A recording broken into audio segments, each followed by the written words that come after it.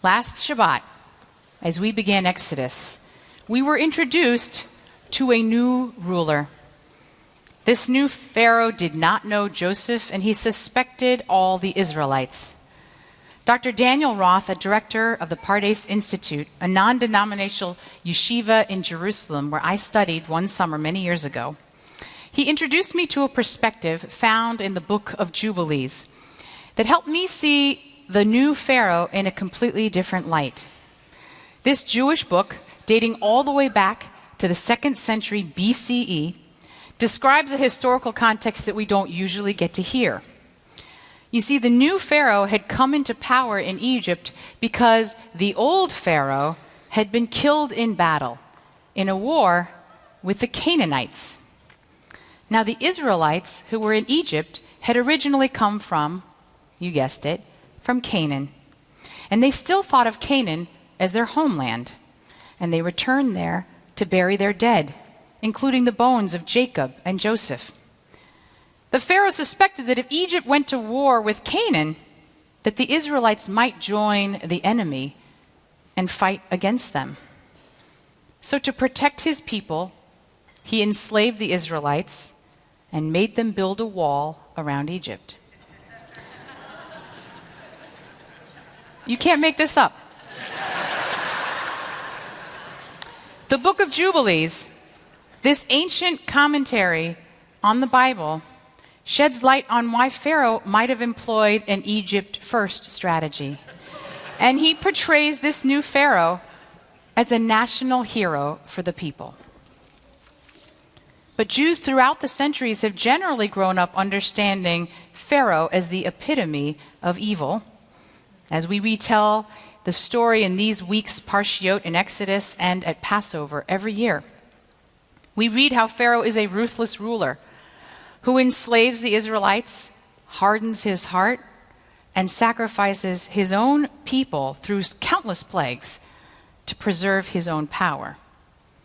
He does not know, or has not bothered to educate himself on how this foreigner Joseph had actually saved Egypt and the region by engineering the food program during the 7 years of famine. Instead, he demonizes and oppresses an entire religious group. The Anchor Bible, which is the gold standard for academic biblical scholarship, describes this Pharaoh as an insecure, xenophobic demagogue who creates the historically inaccurate myth of the threat of this minority people for his own selfish political gain. I'm always amazed at how a Torah canonized over 2,500 years ago can still speak to us today. So how is it that people could see this leader in such diametrically opposed ways? As a protectionist who was looking out for the best interest of his people, or as a dangerous demagogue only looking out for his own interests? How is it that one side sees the other side as naive or uneducated at best, and evil or morally bankrupt at worst? We know how people can become very entrenched in their positions because we're seeing it play out every day in our country, on our Facebook pages, in our increasingly segmented media, even right here in our congregation. I'm so genuinely proud that Central is one of the most diverse congregations that you will ever see, representing different ages, different economic positions, different races, and definitely different political views. It is our strength and truly something that we celebrate, especially as people increasingly only spend time with people who look like them and think like them. But this diversity, in this important and sensitive time, has also made for some challenges here. Never have emotions been running so high. Just this week, I heard from some who were terribly upset that we did not send buses to the Washington March. And at the same time, I also heard from people who were upset that we listed the information about the march, seemingly endorsing it, because some of the march's organizers have made anti-Israel statements. I've heard, sometimes on the same day, from some worrying we are leaning too far to the left, and others too far to the right. So I'm asking for your trust and your patience, because we are in this together for the long haul. Let's begin by giving each other the kaf zechut, the benefit of the doubt, because that's a Jewish value.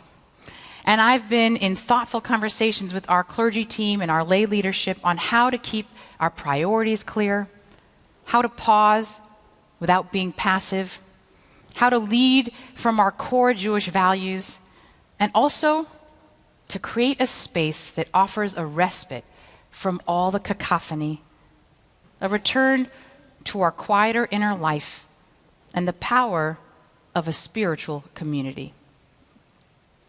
For Central's primary purpose and reason for being is this: to be a spiritual home for all our members. Our priorities are to care for those who are sick or struggling, to comfort our mourners, educate our children, seed and sustain a love for Israel, celebrate our milestones, and observe Shabbat and the seasons of our Jewish calendar. Our synagogue is uniquely privileged to share in these holy acts that form the sacred fabric of our Jewish lives. But as the Talmud said, one must always pray in a house that has windows. Our spiritual home can also not separate ourselves from the world outside that glass. Torah calls us to live out our values in the world. And primarily, I would emphasize the value of caring for the stranger. For we were that stranger, and we are reminded of again in this Torah portion this week and last week and next week. And we're also reminded of this over and over again in our own historical Jewish narrative. Do you know the last time Americans heard the phrase, America First? It was from an anti-interventionist group in the early 1940s, whose spokesperson, Charles Lindbergh, made an anti-Semitic speech to the America First Committee in 1941, claiming, quote, "The greatest danger to this country lies in the Jews' large ownership and influence in our motion pictures, our press, our radio, and our government." He pushed for America first and for staying out of World War II. And if he'd been successful, Nazi Germany could have prevailed over all the world. So standing up for the stranger, the refugee, the religious minority is not just a matter of political debate or partisanship. It is our moral inheritance and our proud history. It has informed our ongoing commitment to compassion. We do not pull up the ladder behind us. Some Jewish values are so clear that our spiritual home will be compromised if we stand idly by and do not act. So I promise you, we will be rigorous and thoughtful about what we do, be guided constantly by our Torah, and mindful of the diversity and sensitivities of our community. I imagine we will not always agree. But remember, arguments for the sake of heaven, that's also a Jewish value. And when you disagree with us, please don't think of leaving. Please talk to us. We need you. Let us, as Central congregants committed to this Jewish house, model the art of civil discourse and respectful disagreement. I hope that if you worry that you might hold different political views from the person sitting next to you or behind you in the pews, that you see our ability to pray together and talk honestly as the strength of this community.